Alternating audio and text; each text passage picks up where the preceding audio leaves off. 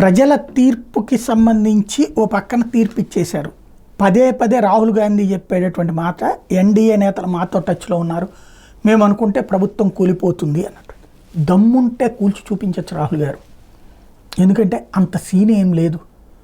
మనకు వచ్చింది 99 సీట్లు, 240 సీట్లు ఉన్నోడిని వదిలేసి 99 సీట్లు ఉన్నోడి వెనకాల పడాలి అంటే వాడు పనికిమాలోడన్నా అయి ఉండాలా, బుర్ర తక్కువ వెదవన్నా అయి ఉండాలి. పోనీ ఇప్పుడు మనతో కలిసి ఓ ప్రభుత్వం ఏర్పాటు చేయాలంటే మనం మళ్ళీ తృతీయ పక్షాలందరినీ కలుపుకోవాలి. వాళ్ళందరినీ కలుపుకుని అప్పుడు ఏం చేస్తాం? దేశాన్ని సర్వనాశనం చేస్తాం. యునైటెడ్ ఫ్రంట్, నేషనల్ ఫ్రంట్ అనే 2 టెంటులతో ఈ దేశం చిరాకు పడ్డాకనే యూపీఏకి పూర్తి బలం ఇచ్చారు.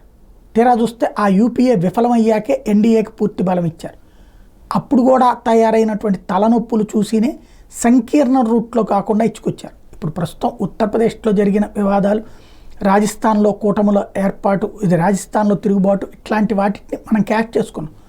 ఫస్ట్ నెక్స్ట్కి ఎలా సీట్లు పెంచుకోవాలన్నది, ఇప్పుడు 99 నుంచి కనీసం 3 డిజిట్స్, మనం 300 సీట్లు ఎట్టా సాధించాలన్నది ఆలోచన మానేసి అవతలోని ప్రభుత్వాన్ని కూల్చేస్తాం, మా చెప్పు చేతలోనే నడుస్తోంది అనుకునేటటువంటి అమాయకత్వం నుంచి బయటికి రావాల్సిన అవసరం ఉంది. ఎందుకంటే అక్కడ సీట్లు తగ్గితే ఈ కూటమి నుంచి అటెవడు బోలా, అక్కడ ఎవరు కూటమిగా పోటీ చేశారో వాళ్ళకే సంపూర్ణ మెజారిటీ వచ్చింది, అధికారంలోకి వచ్చింది. అది మర్చిపోతే ఎలా?